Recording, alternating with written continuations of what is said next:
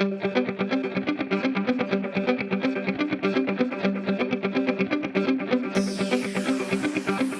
to the Marketing Remix, presented by Red Door Interactive. I'm Reed Carr, CEO of Red Door Interactive. Our show is a senior level marketer's resource for navigating our ever-evolving landscape. In each episode, in about 20 minutes, experts from different marketing disciplines representing different buyer touchpoints tackle one important marketing topic. Then, what do you need to know, and how does it affect the buyer? Welcome to this episode of the Marketing Remix. Today we're here to talk about, is it time to upgrade your CMS? An effective digital marketing strategy is one that is always relevant, up to date, and ready to evolve with the pace of industry change. Your website and its CMS is no different. A content management system, or CMS, is a software-based platform that enables you to create and manage your website's design, content, code, and so on. But like the content on your site, which requires regular updates to stay fresh, it's important to keep your CMS up to date as part of routine website maintenance. In this episode, we'll discuss the role of the CMS, the benefits of updates, as well as upgrades, and more. We're here with Ron Hadler, Senior Director of Marketing Technology, and Candace Wyatt, Director of Project Management, both from Red Door. Thanks for joining us, guys. Thank you. Glad to be here. Yeah. Well, first, let's level set, as we always like to do. And Ron, maybe help us, our listeners, understand this. What is a content management system, and why is it so important to the modern marketer? Sure. So content management system, and as it indicates by the name, is a platform to manage your content. And in this sense, really about managing the content on your website. So there are lots and lots of flavors of content management systems out there. Drupal, WordPress, Kentico, Sitecore, just to name a few. Why it's important is that back in the early days of the web, when somebody wanted to update their website, they had to update single pages of content and code. Content management system allows content editors to update the website, updating that code, and without IT involvement, hopefully. Yeah, and I think that to a lot of marketers' ears is probably a little refreshing to kind of keep IT out of it, though I think where marketers' heads are at now is recognizing how critical a partner IT really is at this point, because marketing is buying so much technology at this point. So I think that's the big part of being a modern marketer at this point, is truly embracing technology, and a CMS is such a big part of it. Oh, absolutely agree. And then, as far as selecting a CMS, making sure the CMS is up and running effectively. And what I was mentioning is that the idea of publishing content without IT involvement is really the difference there. Yeah. I mean, they have other things to do, I think, at this point. Frictionless publishing. Yeah. Yeah. And speed to market, making sure that your website isn't a hindrance for you being able to evolve at the speed of technology and evolve with your customers and what their expectations are when using your website. Yeah.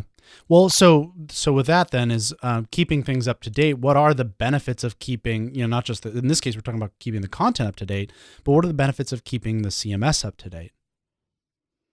Yeah. And so me and Ron, we may have a little bit different perspectives there. He's probably going to talk a little bit about security from the standpoint of features and functionalities. I mean, when you are utilizing an enterprise content management system, for example, that platform is constantly evolving.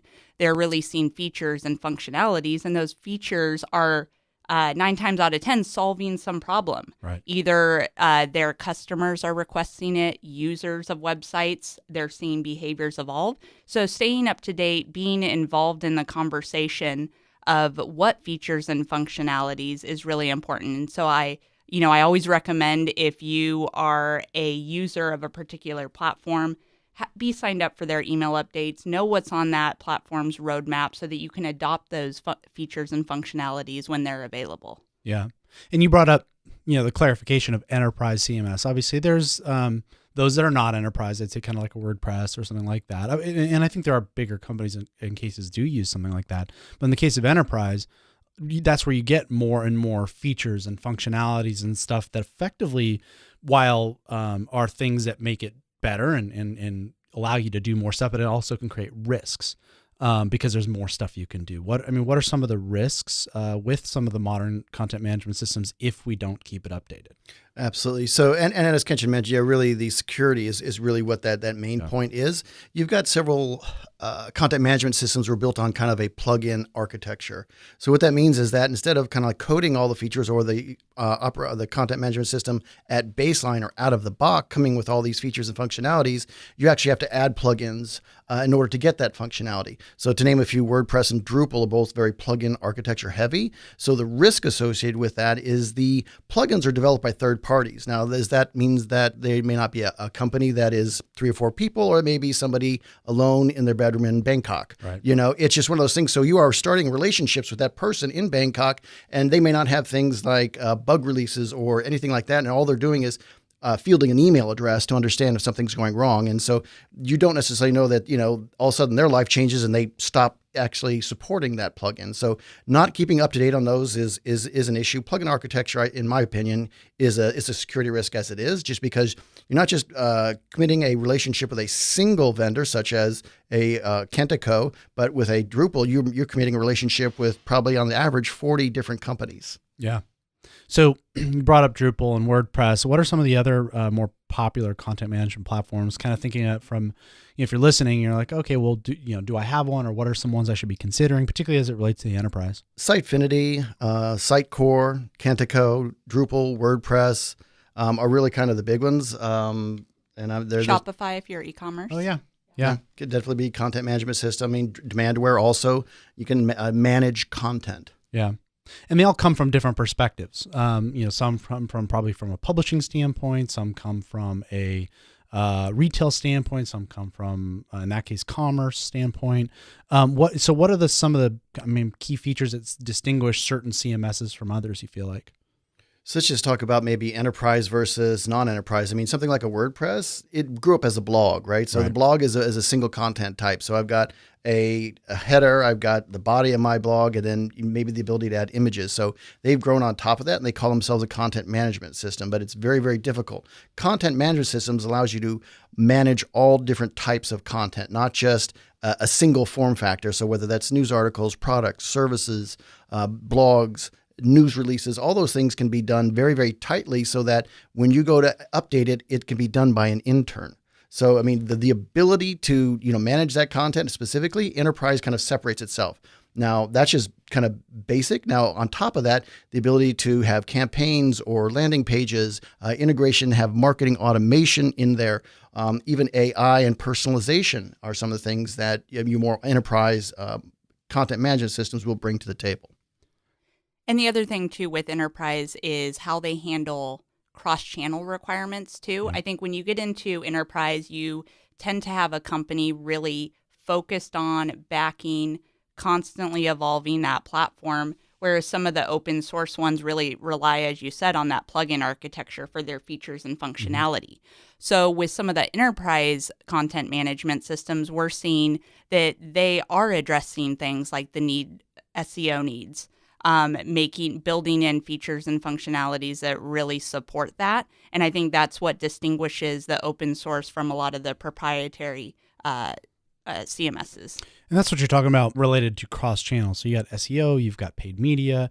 You talked about features such as personalization, which, that goes into CRO, so conversion rate optimization. Are you optimizing conversion via the different audiences, segue to email, CRM, a lot of different dimensions there. And you're saying basically enterprise that's the level at which you start to have features that support that effort. Sure. Yeah. So your content management system really is your digital marketing hub, right? And there's a couple of ways to go about that. Get one platform that kind of handles all that. Kentico does a lot of all those things we just talked about. So it comes with all those features and functionalities with their EMS version, or you kind of do best of breed. So you bring in a Marketo or HubSpot for your marketing automation. You have an external exact target or something for your email service. So you can do both of those ways in an enterprise manner. Yep. It's probably cheaper to do it all in one and then just maybe fill in a hole that something's not at strength. Yeah. So, I think one of the things that stands out for me typically when we talk about it too, is you kind of have some of the ones that are the sort of that everything you need, nothing you don't sort of, you got most of what you need out of it. Then you've got some that you're like, if you're super big in a particular tactic or something like that, maybe you do look at something that's deeper, stronger in a particular area, such, for example, like account based marketing. There are probably some CMSs and platforms that are stronger than others in that area, right? I mean, is that kind of what you're saying? Yeah, and absolutely, some will have those strengths, and you can absolutely use them for that, and then they'll have other weak spots where you might want to bring in a third party platform to take over. Yeah, that makes sense. And I think that as it relates to then the upgrade roadmap, I mean, so I think some of the buzzwords that probably people need to start listening to as it relates to then thinking about the content management system as the hub and where they want to go. Personalization comes up obviously quite a lot. Another one like serverless and some of those. I mean, what are some of the other things that people need to start thinking about when we're saying, at what point is there the tipping point to say, I really need to make that change? What are the buzzwords and trends and things that people need to really keep their eye on that's going to say, that's the point I need to prepare myself for? So a couple things. You mentioned serverless, and I'd really switch that out with Headless CMS. So Headless CMS means that the CMS is not attached to a front end. It's just really about the content. And that's getting a lot of popularity because you need a place just to manage your content, a pure content management system. And really kind of what's evolved today is gotten away from that. You've got all these features and functionalities coming on, and that may constrict the front end or anything like that. But when you have a pure content management system, that's all it does. It's just there for entering content. It also helps you separate that front end display from what is the content, because that's what happens so often in content management system is that content is entered because they're worried about how it looks on the front end, how it's ordered on the content. And that really doesn't matter when you're talking about content. If you do have something separated in content, like a headless content management system, I push content out to the web, I push content out to voice, I push content out to my glasses, to my watch, etc., right? You can take your content and mold it to whatever the need is. Do I need to put it as a feed because another machine or robot is consuming that? Personalization, AI, etc. So really headless content management system is really where things are going as far as future. So if you're feeling that your content is stuck in your content management system and that all you can do is publish to the web, that's a good sign that maybe you should be looking at a headless content management system. So when you say all you can do is publish to the web as the point at which someone feels stuck, you talked about these opportunities, right? So voice is a major opportunity now. You talked about watch and serving at this point the right content for the right situation.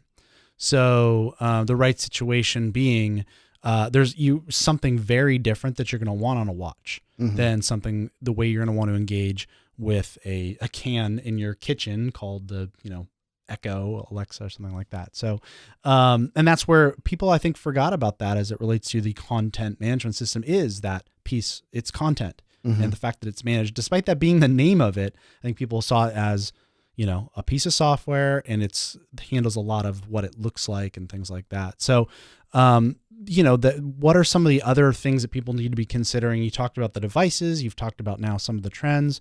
Anything else people need to be thinking about in terms of the impetus for making this change, making this upgrade?